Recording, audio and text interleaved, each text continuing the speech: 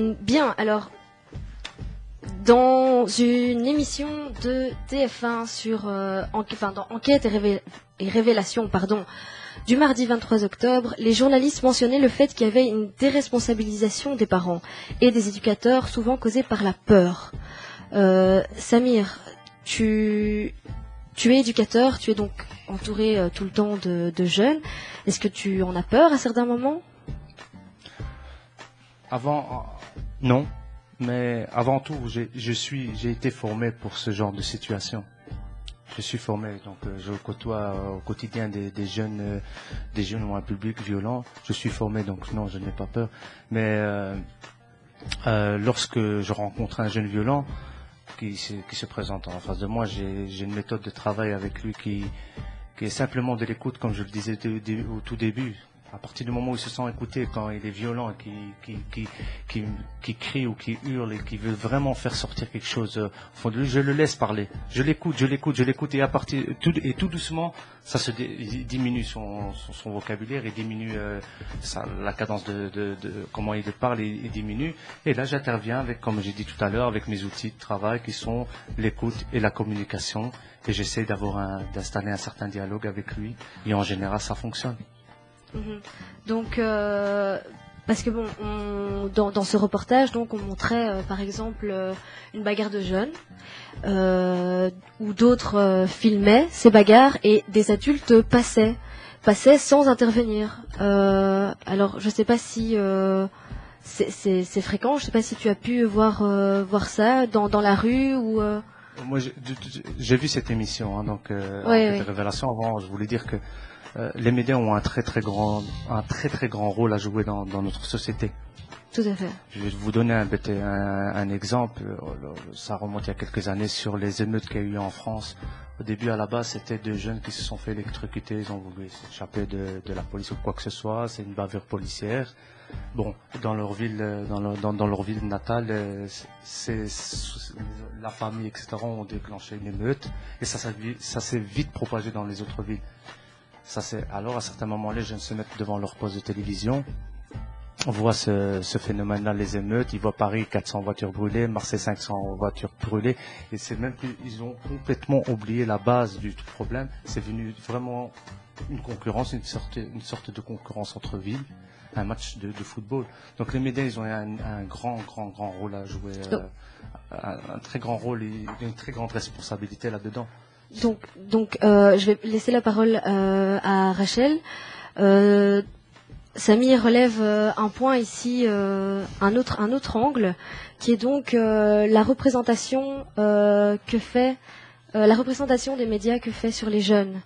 Donc, quand on entend, donc, comme disait Béné à la première partie d'émission, ces adolescents de l'école Don Bosco qui ont agressé ce professeur, ou bien la tuerie qu'il y a eu en Finlande, est-ce que l'info fait peur pour en revenir à la déresponsabilisation des parents, des adultes? Donc est-ce que l'info fait-elle peur aux adultes? Je pense que les médias, effectivement, jouent un rôle. On le sait, et voilà, des faits plus récents l'ont montré aussi que la média peut vraiment se focaliser sur un truc et l'agrandir, et malheureusement, ça a des effets pervers parfois. Mais là, tantôt, tu revenais sur autre chose, donc l'émission où les adultes ne voulaient pas intervenir. Dans une agression qu'ils ont vue, c'est ça, oui. Mais je pense que là, c'est autre chose qui joue aussi. On vit dans une société individualiste.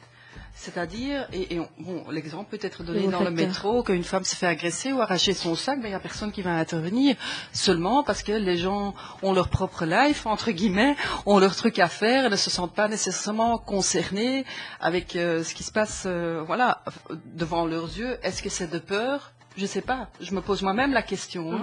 Ou est-ce que c'est plutôt parce que voilà, on n'en a rien à cirer, on doit aller travailler, on doit simplement continuer notre route.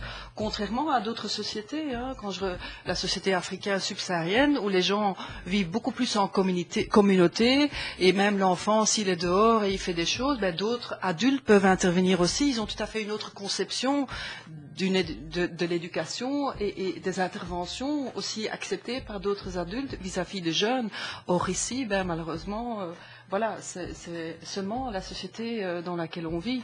Mais il est certain, d'un autre côté, que les médias jouent un rôle dans, je pense, cet aspect de déshumanisation, de banalisation de la violence. Oui. Quand on entend qu'il y a quand même des viols collectifs qui existent même sur Bruxelles, qui sont filmés avec des GSM, c'est grave. Moi, en tant que femme, c'est quelque chose qui me dépasse complètement. Mais donc, allez, il y a quand même de pouvoir se dire qu'une fille, soit peut avoir du plaisir allez, c'est ça. Qu'est-ce que les jeunes pensent à ce moment-là? Donc, ça veut dire qu'on se rend vraiment pas compte de la douleur, de l'agression finalement qu'on exerce. Et je pense que là, les médias ont un rôle à jouer, mais ça c'est une discussion, voilà, c'est quelque chose qui dure depuis des années, ça a à voir avec des clips vidéo, avec des jeux de vidéo aussi qui sont tellement agressifs. Et je pense que, attention, ne me comprenez pas mal, je pense que des jeux vidéo et tout sont bien et que l'enfant, apprend des choses avec ça, mais ça doit toujours être, je pense, bien encadré, limité par des adultes qui restent responsables, oui. Yacine, tu veux réagir? Pardon, décidément, mais oui, mais désolée. C'est pas grave. Ça te va bien. Tu veux réagir par rapport à ça? En fait, je voulais juste rajouter une chose par rapport à ce que Rachel vient de dire, c'est que d'un côté, je peux comprendre que ça puisse révolter ce qui se passe au niveau de la jeunesse, par exemple, lorsque on voit des enfants de 13 ans, 15 ans en train de fabriquer des bombes chez eux à la maison, en train de filmer une agression, en train de filmer un viol. Le problème, le truc que moi je trouve le plus choquant, c'est que les médias en fait relatent ça non-stop à la télévision, ce qui contribue aussi à renvoyer une image négative des jeunes. Et quand on regarde au final, quand on se rend compte que dans la rue il y a une agression, que des gens puissent passer à côté de ça sans même s'offusquer, sans même réfléchir, se dire voilà, je pourrais comme juste prendre mon GSM et appeler la police. Pour moi, je pense que ça peut venir aussi de là, dans le sens que maintenant, comme a dit Rachel, on vit dans une société individualiste. Ça, c'est déjà une première chose. Tout le monde s'occupe de lui et que de lui, au moins qu'on s'occupe des autres, mieux qu'on se porte. Mais à côté de ça, on se dit plus, voilà, c'est un jeune. Non. Automatiquement, dès qu'on voit un jeune ou un groupe de jeunes, on a l'image négative qui véhicule. C'est-à-dire la violence, l'agression. C'est, pour moi, non, mais encore une fois, c'est une question de valorisation. Si on valorise le jeune, les jeunes en général, dans le négatif, ça peut contribuer simplement à ce que tout le monde ait peur de ces jeunes, on va plus vers la rupture de la communication entre les habitants en général et les jeunes. Et à partir de ce moment-là, c'est clair que si moi, en tant que personne, je me balade dans la rue, que je vois une agression et que dans cette agression-là, il y a une dizaine de jeunes, directement, ce qui va me venir en tête, c'est ce que j'ai vu à la télévision, c'est les préjugés que j'ai autour des jeunes. Donc, la violence, je peux me faire agresser moi-même alors que je vais simplement porter secours. Donc non, ce que je vais réfléchir, c'est à ma sécurité. Et pour moi, c'est en ça que les médias en général jouent une grande responsabilité, autant qu'Internet. Quand je parle de médias, je parle de télévision et je parle d'Internet. Parce que ces vidéos-là, si ça se limitait qu'à des copains, ça n'aurait pas le succès que ça a en ce moment. Là, comme maintenant, c'est de téléphone en téléphone, jusqu'à ce qu'une personne prenne le téléphone et le diffuse sur Internet. Et à ce moment, ça fait le tour de la Belgique, quitte à aller dans d'autres pays. Mais c'est plus à ce niveau-là, en fait. C'est l'image. Toujours, c'est une question d'image. Et puis, il faut dire aussi que chaque société a eu ses jeunes à problème, entre guillemets. On a eu les punks, on a eu les rockers avant, donc je pense que chaque génération a eu ces jeunes qui sont à chaque fois identifiés à problème. Donc ici, malheureusement, à cause des médias, il est vrai que les jeunes maintenant, souvent, sont stigmatisés. Et malheureusement, ils le sont encore beaucoup plus s'ils ont une origine autre.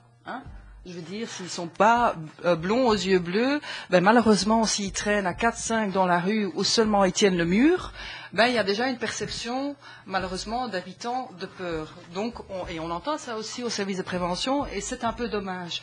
Donc, ce que nous essayons de faire à travers de nos actions et projets avec les jeunes, c'est vraiment d'essayer de montrer une autre image. Même si on sait que, voilà, certaines choses, ils les font, nous, on travaille quelque part, je dirais pas sans condition, mais quand même, voilà, on n'a pas les a priori que d'autres ont. On essaye quand même de les responsabiliser et de montrer une autre image de ces jeunes, contrairement à l'image du péril jeune. Malheureusement, c'est ça, un peu les jours d'aujourd'hui. Voilà, il faut avoir peur des jeunes. Alors, je pense que c'est vraiment pas le cas. Eh bien, on va terminer ici et on remercie évidemment tous les invités Merci pour à avoir vous. participé, avoir essayé de comprendre donc cette violence chez les jeunes. Actu J, les jeunes, à vous la parole.